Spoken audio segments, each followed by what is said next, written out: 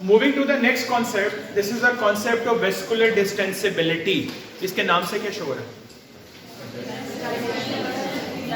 Vessel कितनी distant कर सकती है।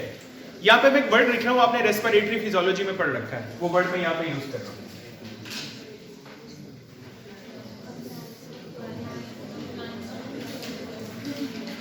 Can animal define what is compliance? हाथ खड़ा करके भाई, सबने सुनना है। Raise your hand please and define compliance. The extent to which lungs expand with each unit increasing transpulmonary pressure. Okay, absolutely perfect definition. What if I'm not talking about compliance of lungs?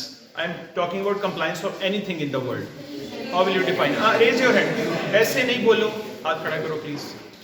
जितना knowledge गिर रहा है उसको सारी class से share कर लो, जाया ना हो जाए। सर वो शेयर करने पे ना असल बात बाहर आ जाती है, इस तरह निकल जाता है दरमियान में जो। बताओ बेटे। Absolutely. The ease with which anything can expand. Balloon है, उसकी भी एक कंप्लायंस है। बलून को अगर आप फुलाना शुरू करते हैं और वो आराम से फूलता जाता है तो आप ये बोलेंगे द बलून इज कंप्लायंट। और अगर आपको बहुत जोर लगा, आपको पता है कुछ बलून्स होते हैं वो अच्छा खासा आपसे जोर, वो इसका मतलब है उनकी कंप्लायंस कम है। ये जरा समझ बात समझो, मैं आपको किसी पॉइंट की तरफ लेकर आ रहा हूं, इधर देखना बोर्ड की तरफ। जितना इजीली कोई चीज एक्सटेंड कर सकती है, इसका मतलब है compliance must be directly proportional to increase in volume. Is it? Balloon की एग्जांपल में अगर हवा भरने से वो जल्दी फूल रहा है तो उसका वॉल्यूम बढ़ रहा है।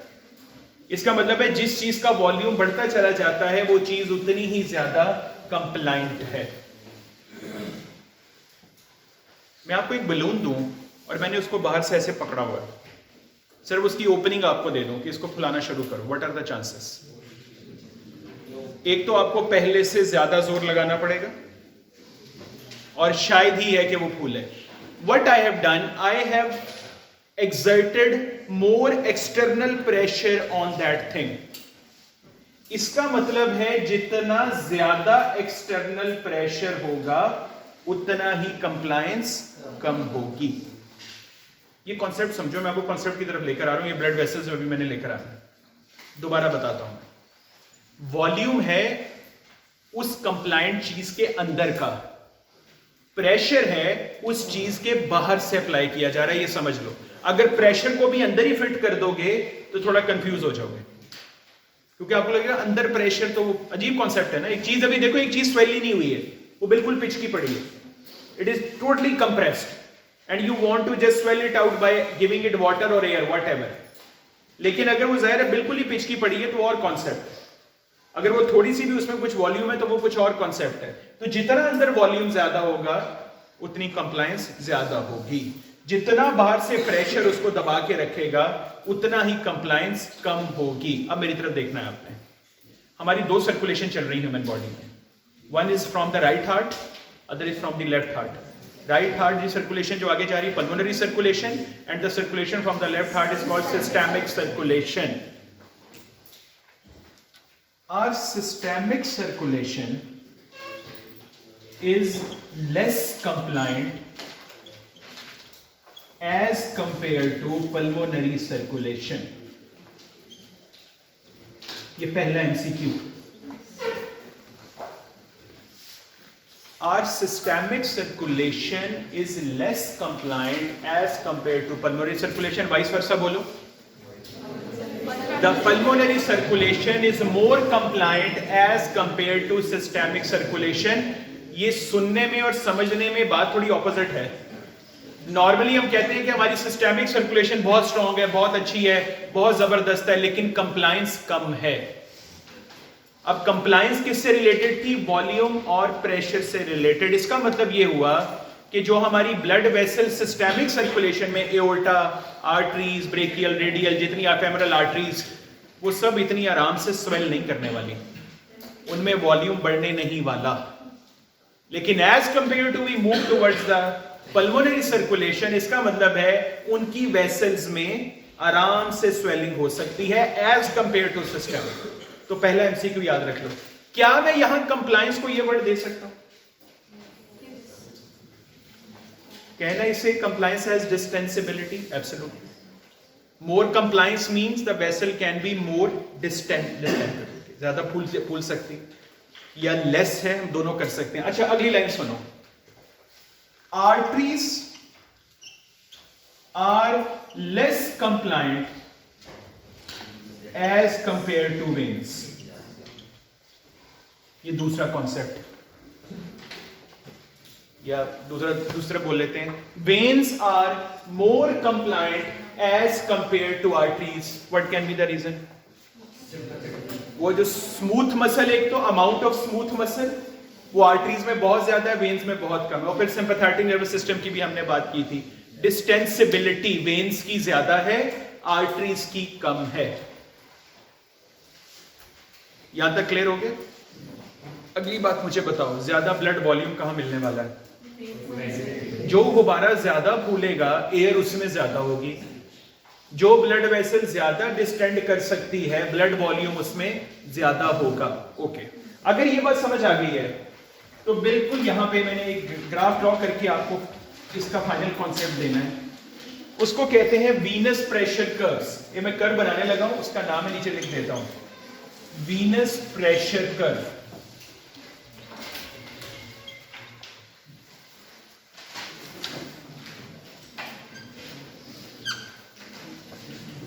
इधर देखिए, जरा बोर्ड पे देखें, ये बेटे बुक में बनी हुई है, इसको सिर्फ समझ लो।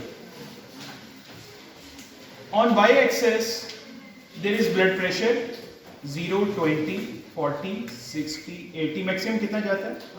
120 तक, 140 तक ले जाते हैं। थोड़ा सा ऊपर करिए। ब्लड कितना होता है बॉडी में? 5 लीटर या 5000 ml। तो उसको हम शुरू करते हैं यहां से 500, 500, 1000, 1500, 2000, 500 के गैप से लेता हूं, 2500, 3000, 35 तक कर लेता हूं, एंड सो ऑन, 5 तक जाएगा। अब इतना ही कर लेता हूं। मैं दो यहां पे वेस्कुलेचर ड्रॉ करने लगा हूं। ये अपना कॉन्सेप्ट समझ लो प्लीज, बोर्ड पे देख लो। मैं दो वेसल्स ड्रॉ करने लगा हूं, एक मैं आर्टरी ड्रॉ करूंगा, एक वेन ड्रॉ करूंगा। आपको ये अब यहां पे ये दिखाना है, दो बातें दिखानी है। एक तो कितना ब्लड वॉल्यूम किसमें कितना है प्रेशर के अकॉर्डिंग, और दूसरी बात ये देखनी है कि सिंपैथेटिक स्टिमुलेशन और इनहिबिशन का क्या फर्क होता है। मुझे बताओ कि ब्लड वॉल्यूम कम किस में बना हुआ, आर्टरी में, वेन में? Artery, decided. और ब्लड वॉल्यूम ज्यादा किस में बना हुआ? वेन। प्रेशर का क्या करूं? आर्टरी में प्रेशर तो वो उल्टा 120/80 पे चल रहा है, और वेन का प्रेशर सिर्फ कितना होता है? 5/0, 6/0 ऑलमोस्ट। अगर मीन की बात करें तो जरा वो दरमियान में आ जाए। अगर आर्टरी का, अभी गौर से देखने में पॉइंट ड्रॉ कर रहा हूं, बुक ये लिखती है कि अगर आर्टरी में मीन ब्लड प्रेशर, वैसे तो 120/80 होता है, मीन 100 ले लेते हैं। जब मीन 100 होता है तो उस वक्त जो ब्लड वॉल्यूम है वो 700 ml होता है नॉर्मल बंदे का। मैंने एक डॉट लगाया यहां। कौन से दो पॉइंट के दरमियान डॉट लगाया? कि in a normal person in arteries when mean arterial pressure is 100 millimeter of mercury on y-axis, then how much is the blood volume there? 700 ml। ये बन गया इनका ग्राफ। यहां तक क्लियर हो गया? अब मैं इस तरफ आता हूं, अभी मैं लाइन ड्रॉ करता हूं, पहले मैं एक पॉइंट समझाने। कितना है मीन प्रेशर वेन्स के अंदर? अगर 6/0 हो तो मीन कितना निकला? 2, 3, इतना ले लेते हैं। बुक ये लिख रही है कि अगर mean arterial pressure, sorry mean Venus pressure, अब आर्टीरियल का वर्ड नहीं, अगर मीन वीनस प्रेशर वेन्स के अंदर 3 और 4 मिलीमीटर ऑफ मर्करी हो तो उस वक्त जो वॉल्यूम होता है वो 2500 ml होता है।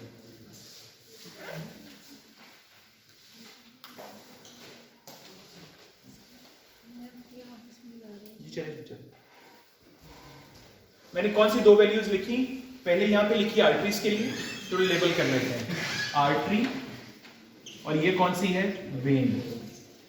कौन से दो पॉइंट मैच किए वेन के अंदर?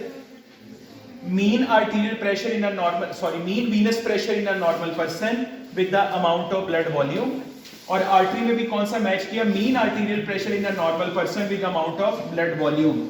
ये वैल्यू बनी 100 और 700 ml पे, 100 मिलीमीटर ऑफ मर्क्यूरी 700, और ये वैल्यू हमें मिली 3 और किस पे 2500 पे। मैंने ब्रैकेट में ये भी लिख दिया। वैसे आप कभी ग्राफ ड्रॉ करो ना, तो ग्राफ में जब पॉइंट्स बनते हैं, स्पेशली आपने ये रेस्पिरेशन में पढ़ा होगा ऑक्सीजन हीमोग्लोबिन डिसोसिएशन कर्व, वो पॉइंट्स जरूर ना पॉइंट्स के साथ ब्रैकेट में लिख भी दिया करो कि आपने पॉइंट कहां पे मैच किए। एग्जामिनर को बता भी दिया करो लिख के कि देखें ये वो दो जगह हैं कि एक्स और वाई एक्सिस पे यहाँ पे पॉइंट मैच किए हैं। ये आपकी राइटिंग को, आपके एससीक्यू को मजीद परफेक्ट कर देगा। एनीवेज, अब अगली बात देखना गौर से, इंटरेस्टिंग पॉइंट। वो ये कह रहा है कि अगर आर्टरीज में सिंपैथेटिक स्टिमुलेशन दी जाए, अब ये सुनना है, तो पहले तो मुझे आपने नॉलेज से बताना है, अगर सिंपैथेटिक स्टिमुलेशन आर्टरी में दूंगा, what will happen to pressure, increase और डिक्रीज? प्रेशर। अगर वेजो कॉन्स्ट्रिक्शन होगी, पानी का पाइप टाइट कर देंगे, जो लोग गार्डनिंग करते हैं आप में से, अगर यहां पे खड़े हैं और वो दूर पौधे को पानी पहुंचाना है, पाइप की लेंथ इतनी नहीं है, what will you do? We tight the opening.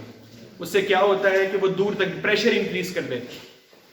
तो अगर मैं यहां पे बोलूं सिंपैथेटिक स्टिमुलेशन, तो एक तो बात समझ आ रही है मुझे, ये 100 पे नहीं रहने वाला, ये कहां चला जाएगा? 120, 130, 140 कहीं और ही जाएगा। क्लियर? अभी मैं पॉइंट नहीं ड्रॉ कर रहा, गौर से। What will happen to blood volume? Decrease. क्योंकि जब आप वेजो कॉन्स्ट्रिक्शन, जब आप उसको टाइट कर रहे हो, तो अभी हमने वो जो ब्लड फ्लो के कॉन्सेप्ट में किया, तो ऑटोमेटिकली ब्लड वॉल्यूम क्या हो जाएगा? कम। अब ये देखो इधर, मैं यहां पॉइंट ड्रॉ कर रहा हूं। 1 मिनट। मैं क्लियर, मेरी बात सुन लो, ये मैं क्लियर कर दूं ये कॉन्सेप्ट। बेटे वो ये कह रही है कि सिर्फ प्रेशर और वॉल्यूम का डायरेक्ट रिलेशनशिप है। बेटे प्रेशर और वॉल्यूम का डायरेक्ट रिलेशनशिप है इन फिजिक्स कॉन्सेप्ट तब जब amount of water is indefinite. मेरा कॉन्सेप्ट समझो मैं कहां लेके जा रहा हूं। ह्यूमन सर्कुलेटरी सिस्टम में we have a problem, we don't have enough amount of water है, एक ही है, 5 लीटर ही है। अगर कहीं पे प्रेशर बढ़ा देंगे तो वॉल्यूम बढ़ तो जाना चाहिए, लेकिन वो कंडीशन कब है? जब पीछे से आने वाला पानी इनडेफिनेट हो। ये कॉन्सेप्ट आप पानी के पाइप में तो फिट कर सकते हैं, जिसमें आपको पता है पीछे से वाटर आता ही रहेगा, खत्म नहीं होने वाला। लेकिन ह्यूमन ब्लड सिस्टम में आप ये कॉन्सेप्ट फिट नहीं कर सकते। यहां पे वो वॉल्यूम प्रेशर रिलेशन इतनी स्ट्रेट फॉरवर्ड नहीं रहने वाली, तो इसलिए उस डायनामिक्स को यहां पे नहीं लेकर आना। यहां पे इसीलिए मैं बता रहा हूं, ये जो मैं ब्लड वॉल्यूम का कॉन्सेप्ट बता रहा हूं, मैं ब्लड फ्लो से रिलेटेड बता रहा हूं कि जब सिंपैथेटिक नर्वस सिस्टम कॉन्स्ट्रिक्ट करता है, प्रेशर बढ़ जाएगा, but what will happen to blood volume? उस जगह पे ब्लड वॉल्यूम क्या हो जाएगा? कम। और वैसे भी कॉन्सेप्ट भी तो ये हमने लिया ना, अभी हमने वो फ्लो और कंडक्टेंस को क्या लिया? Diameter to raise to power में। उसमें क्या है? वो यही कॉन्सेप्ट है ना कि जब हम डायामीटर हाफ कर देंगे, कंडक्टेंस कम हो जाएगी, और सिर्फ कम नहीं होगी, 16 टाइम्स कम हो जाएगी। उस जगह पे जहां पे सिंपैथेटिक ने डायामीटर कम किया, what will happen to the blood volume? अगर कंडक्टेंस कम है तो उस जगह पे आप पता क्या समझ रहे हो? आप ये समझ रहे हो कि उस पूरे सर्कुलेटरी सिस्टम है और उससे आगे क्या होने वाला है, शायद वहां बढ़ जाए, लेकिन हमें उससे कॉन्सेप्ट नहीं, सर्कुलेटरी सिस्टम में उसको फिट नहीं करना है। कई बच्चे अपना कॉन्सेप्ट ना यहां पे एमसीक्यू गलत नहीं कर लेना, मैं करेक्ट कर रहा हूं आपको कि लोकल जगह पे बात करनी है, और इस जगह पे जहां पे सिंपैथेटिक नर्वस सिस्टम अप्लाई हुआ है वहां प्रेशर बढ़ने वाला है, और डेफिनेटली वहां पे ब्लड का वॉल्यूम क्या होने वाला है? कम होने वाला है। ओवरऑल लेंथ सिस्टम में कुछ भी हो सकता है, उसकी हम बात नहीं कर रहे। What will happen if there is decreased sympathetic nervous system? Blood pressure की बात कर लो, डिक्रीज हो जाएगा, 80 पे आ जाते हैं। What will happen to blood volume then? Increase, 900 तक चला जाएगा। मैं लाइन ड्रॉ कर देता हूं, ये मैंने दो की, 120 या 130 और 500, और अगली लाइन कौन सी ड्रॉ की? 80 और 900। ये अब तीनों लाइंस देखो जरा गौर से, आर्टरी की। Normal, sympathetic stimulation, sympathetic inhibition, तीनों के केस में नीचे ब्लड वॉल्यूम की रेंज कितनी है? रेंज मिनिमम 500 तक आ रही है और मैक्सिमम कहां तक जा रही है? 900 ml तक। बस आर्टरीज की कंप्लायंस कम होती है, इवन सिंपैथेटिक स्टिमुलेशन और इनहिबिशन हो तब भी, इनकी रेंज तब भी, नॉर्मल के अलावा भी। अब मैं यहां पे ये ड्रॉ करता हूं, इधर देखो वेन्स के केस में, वेन्स में नॉर्मल हमने क्या ड्रॉ किया था कि 3 होगा 21, वेन्स में सिंपैथेटिक स्टिमुलेशन हो गई है, बताओ प्रेशर बढ़ेगा? डेफिनेटली बढ़ेगा।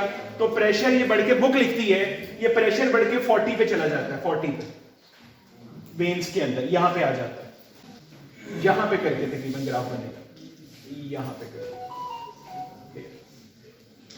And in case of sympathetic inhibition, what will happen?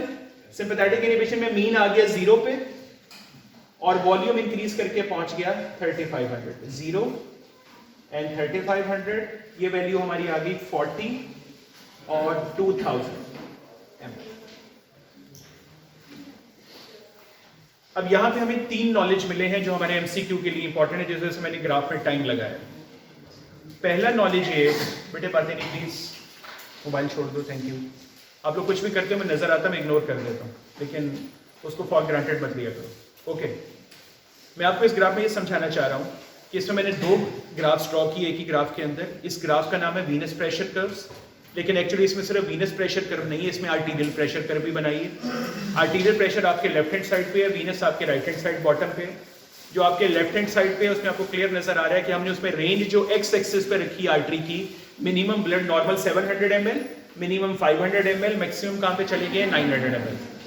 500 पे हम कब गए हैं मिनिमम पे? जब सिंपैथेटिक स्टिमुलेशन हुई है, लेकिन प्रेशर इंक्रीज कर गया. ऑन दी अदर हैंड जब हमने सिंपैथेटिक इनहिबिशन, अच्छा पैरासिम्पैथेटिक की बात क्यों नहीं कर रहे? उसकी सप्लाई है ही नहीं, तो इसलिए उसकी बात ही नहीं कर, वरना वो भी ग्राफ हमें बनाना पड़ता है कि पैरासिम्पैथेटिक में क्या हो. तो सिंपैथेटिक इनहिबिशन में क्या हो रहा है? ब्लड वॉल्यूम तो बढ़ रहा है लेकिन प्रेशर क्या हो रहा है? कम. Same applies to veins as well. Veins में जब सिंपैथेटिक स्टिमुलेशन हुई तो वेन्स का डायामीटर टाइट हो गया, तो ब्लड वॉल्यूम कम हो गया.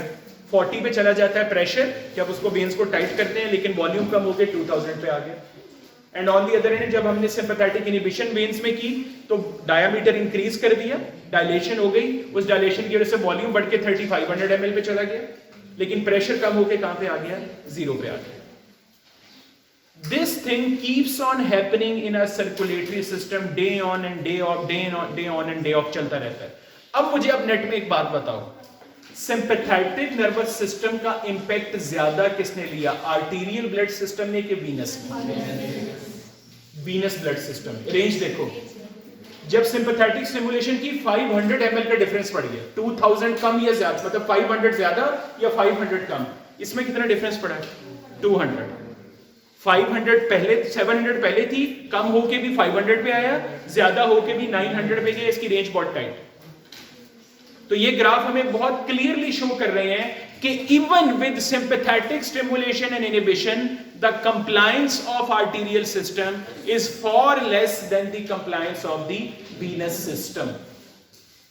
तो ये कॉन्सेप्ट आपने आज के बाद बना लेना. नॉर्मल तो थी ही, नॉर्मल तो मैंने लाइन भी लिख दी कि कंप्लायंस वेन्स की ज्यादा, आर्टरीज की कम है.